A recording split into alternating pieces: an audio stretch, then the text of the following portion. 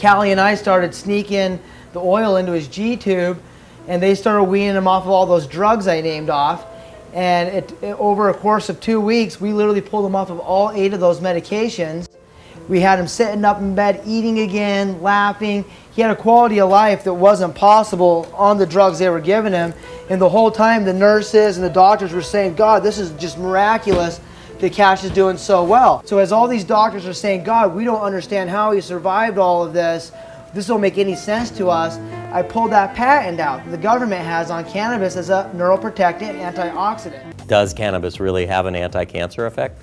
I mean, we've seen the work of Tashkin, we've seen the data from the Kaiser cohort. There was an animal study that the National Toxicology Program did as well, where they fed mice and rats increasing dosages of THC via a tube in their stomach, and found at the end of 2 years that the animals that got the highest dosages actually had fewer tumors, both benign and malignant, and lived longer.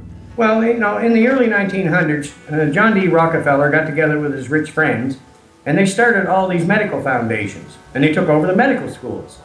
And all they taught the doctors that were being trained is allopathic medicine, medicine from chemicals and poisons.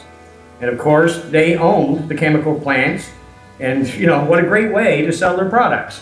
So they brainwashed the public and all these doctors into believing that this was the way to go. When in reality, the only thing that actually heals, you know, is empiric medicine, medicine from plants.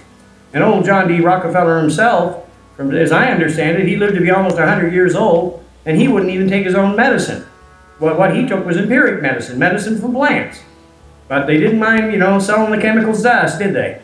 The pharmaceutical company and the way that they operate, it has to be a molecule, you know, no more than 5 molecules, in fact, to make up a drug to get approved through the FDA. Cannabis absolutely does not qualify.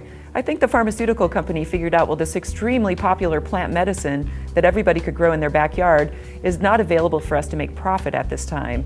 We have this interesting balance occurring as maturation of individuals fulfill their kind of cannabis destiny, whether or not they produce enough to be open-minded or closed-minded.